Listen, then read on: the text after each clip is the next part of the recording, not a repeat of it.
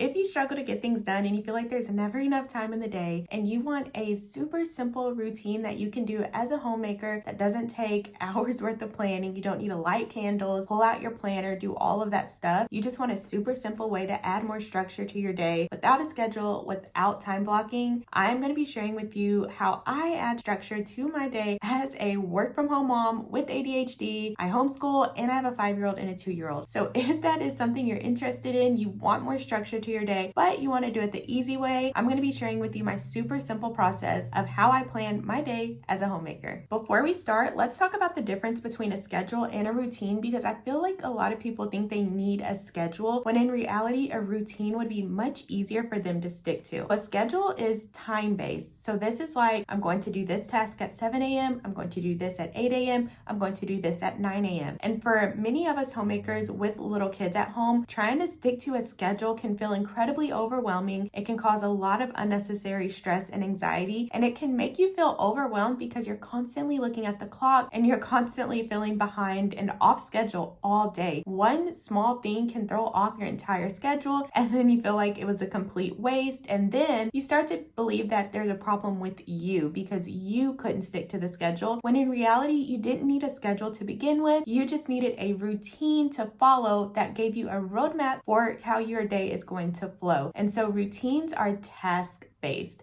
So a schedule is time-based and a routine is task-based. So with this routine, you're just going to focus on which task you want to get done and in which order. So with the routine, it can look like we are going to wake up, we're going to eat breakfast, we're going to get dressed, we're going to go to the store. Notice how none of those have a time attached to it, but you're still adding structure to your day because you know what to expect, you know what is coming up next. So that's the difference between a schedule and a routine. A schedule is time-based, so you're constantly looking at the clock, feeling behind, and trying to stay on schedule. So you're constantly trying to keep up with the clock. But with the routine, it doesn't matter what time you wake up. You just know that after you wake up, you're going to eat breakfast. So that can happen at 7 a.m. It can happen at 8 a.m. It doesn't matter. No matter what time we wake up, we know we're going to eat breakfast, get dressed, go to the store. And so yes, some things, depending on, let's say you wake up at 8 a.m. instead of 7 a.m., you might have to take things out of the routine that you planned on doing, but it's not that big of a deal. Okay, so that's the difference between a schedule and a routine. So instead of a schedule, I am going to be focusing on creating a simple routine, which is a roadmap for how your day is going to flow. Let's hop into the simple 3-step process that I use to plan my day as a homemaker. And I want you to know that I do all of this in the evening. So before I go to bed, I make sure that I'm planning all of this out so I know what to expect the next day. And I like to plan my day in the evening because I'm already tired. And so I'm not going to put a lot of things on my daily plan whenever thinking that I'm going to have all of this energy. I like to plan whenever I'm tired so that I'm more realistic about what I'll get done. And I'm setting the bar really low for myself. And then if I want to do more, then I can do more. So the first thing that I do whenever I'm planning my day is I have to determine what needs to be done. To do this, I look at my calendar and see if we have any appointments, any play dates, any other commitments that we need to be at a certain time. I like to use Google Calendar for this, and I have a color-coded calendar, and I actually have a tutorial about how I use my calendar inside of the Productive Moms Toolkit, and so I have that link for you in the description.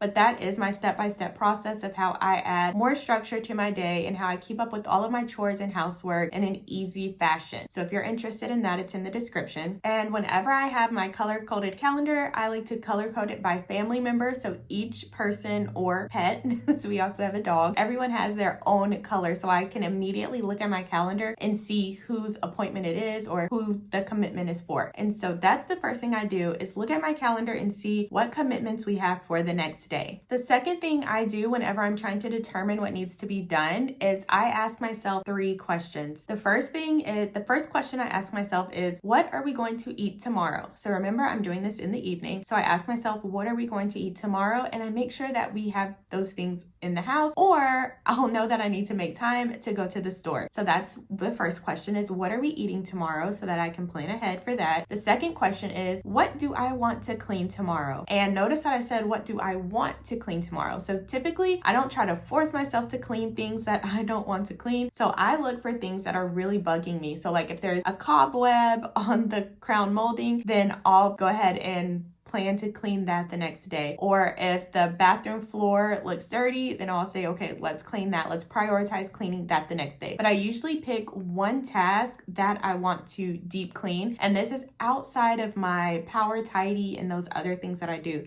This is just like kind of like a zone clean, but I'm just choosing one task and I focus on cleaning that one thing. And a lot of the times when I'm trying to figure out what to clean, I'll use my ADHD cleaning bundle. It has room by room cleaning checklist. So that way I can easily pinpoint something to clean. If there's nothing that's really sticking out to me that's been bugging me that I want to get done, I'll just pick a task from the ADHD cleaning bundle and I'll just clean that one task. And if I want to do more, I'll do more. And if not, I'll just stop with that one task. So if you need help figuring out what to clean in each room of your home, I'll also have the ADHD cleaning bundle linked for you in the description. And then the third question I ask myself is, if I don't do insert task, what will happen? So if I don't do the laundry tomorrow, what will happen? If I don't wash the dishes tomorrow, what will happen? And so that's another way that I'm able to prioritize my task, is asking myself that one question. If I don't go to the store in the morning, what will happen? I won't have the ingredients I need to cook dinner, and then it'll just be a hot mess. So then I know I need to prioritize going to the store in the morning. And so that's one way to prioritize your task and figure out what needs to be done today and what can wait until another day. Step 2 is to prioritize your task. But before you jump into that, make sure you head to the description and grab the Productivity Power Pack, because it is going to have all of these templates that you can use to break down your tasks, to use the time blocking template to figure out when you're going to get everything done. It has like a daily planning page so you can map all of this out, map out your meals, everything. So make sure you grab the Productivity Power Pack before we jump into this so that you can follow along with me and plan your day. So now that you know what task you want to focus on for tomorrow, step 2 is to prioritize those tasks. So I like to break my task up into 4 categories. The first category is the most important task. This is the one task that I need to get done in order for everything to flow smoothly. If this is the only thing I get done, like, I'll be fine with that. So this is your most important task that's really going to move the needle for everything else. So what's that one task that you want to make sure you get done? That's the first one. Category 2 is your must-do task. Now these tasks are important, but you're not going to focus on them until you get your most important task done. And so I like to just have like 3 tasks in this category. So these are your must-do tasks. So what task do you need to focus on next after you get your most important task done? And remember to ask yourself the question, if I don't do X, what will happen? So that's what the question that I'm always asking myself. If I don't get this done, what's going to happen? Because there will be a ripple effect. So if I don't do the laundry, then we're not going to have clean underwear. So that's kind of a big deal. So ask yourself, if I don't do this task, what's going to happen? So once you have your must do task, then you're going to move to your should do task. And these are tasks that you should get done, but if you don't get to them today, then you can get to them tomorrow. It's no big deal. So these are things that you should do, but we're going to see how the energy is going, how the kids are behaving. Like, these are tasks that are good to get done, but if they don't happen today, that's fine. So that's going to go in your should do task. And again, maybe like 3 to 4 tasks here. Don't overload yourself. Don't put too much on your plate. Keep it very simple. And then in the last category, you're going to put your would like to do task. Everything else on your list is done. So your most important task is done. Your must do tasks are done. Your should do tasks are done. Now we're going to move to the would like to do task. And these are just things that, like, when everything else is done, like, I would really like to get that done. It's been bugging me for a while, but it's not really a big priority. So that's what tasks are going to go in this category. And one thing that I like to do whenever I'm putting my tasks on my list, I like to make sure that I'm breaking them down so that they don't feel super overwhelming. So instead of saying like clean the kitchen, which can feel like a huge thing, like that's a what are we cleaning? Like, there's a lot that can be cleaned in a kitchen. I'll just say something like clean out the refrigerator, or you can say something like clean the oven. So just put that one task that you want to get done instead of just leaving it super broad where it feels overwhelming and you don't know where to start. Keep it super simple and break down your task so you know exactly what to focus on and you're not standing there feeling paralyzed and stressed out because there's so many things that you can do, like clean the kitchen. There's a lot that you can do there, but break it down the task so that it feels easier for you to do and you know exactly what to focus on. With this list of prioritized tasks, I don't look at it as a to-do list because these are all things that I've intentionally decided they were important for me to get done on this particular day. We all know that things can be put off and pushed off for time and time, but these are the tasks that I've decided that I want to do. They are important to me. And so I don't look at it as like a to-do list and like I have to get these things done. I look at it as these are the tasks that I'm choosing to spend my time doing. And so I don't feel overwhelmed with this list of things because I have decided that they are important to me. I want to get them done. If you look at your priority list and there's things on there you really don't mind if they get done or not, then take them off. If they're not that big of a deal, don't try to force yourself to get it done. So these are tasks that you genuinely want to focus on and you genuinely want to get done. Now that you have all of your tasks broken down, you know what to focus on, let's move into step 3, which is going to be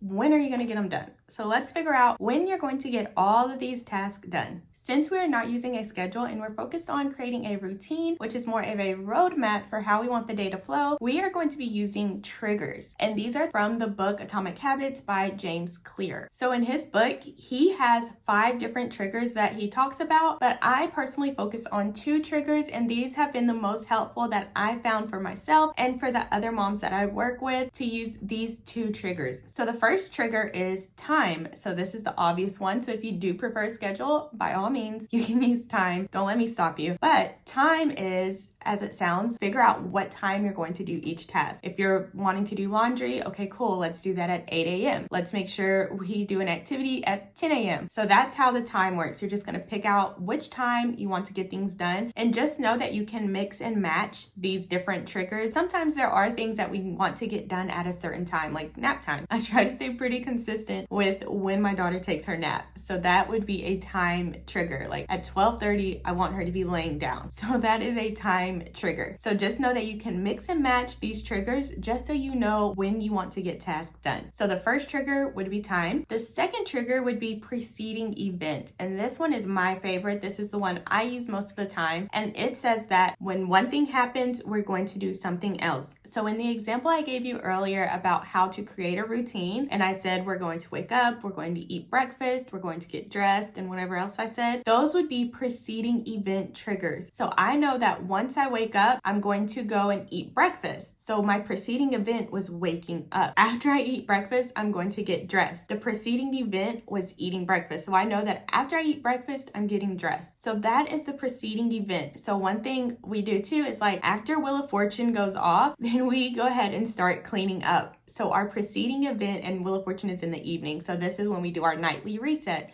So after Wheel of Fortune goes off, which would be our preceding event, we are going to do our nightly reset where all of us clean up. That is how the preceding event trigger works. And that is what I personally like to use because there's no time base to it. It's just once this thing happens, then I'm going to do the next thing. Once that thing happens, I'm going to do the next thing. And so it doesn't really matter what time we do these things. We just know about when they're going to happen. So that's the 3-step process that I like to use to add structure to my day as a homemaker. And it's super simple for me to stick to. I'm not making it this drawn out planning session where I make all of these plans and I don't even stick to them. I try to keep it very realistic, very simple. And I always go in with the mindset that I can always add more. And so that way I'm not setting myself up to be disappointed by adding all of these things to my list of things that I want to get done. I am setting my expectations low and I'm just being very realistic because I know that I don't have a lot of energy. I have iron deficiency anemia. I have 2 little kids at home. I just don't have a lot of energy to be doing all of these things. And so I want to make sure that I'm prioritizing the most important things that my future self will be happy that I got done today. That's one thing I'm always thinking about is what can I do today to make my life easier in the future? I'd like to keep things super simple, but very impactful. You don't need a lot of things on your to to-do list to make a big difference. You can really just focus on small, important tasks that are gonna make a huge impact. That's what I like to focus on. If you need any help with getting started with this, make sure you grab the Productivity Power Pack so you can use these templates and follow along with it. And it also has a training in there about how I add structure to my day, where I walk you through step by step how to use the templates in the bundle. So make sure you grab that in the description and let me know if you have any questions. Next up, make sure you watch this video all about 7 easy homemaking habits that are going to help you have a cleaner home.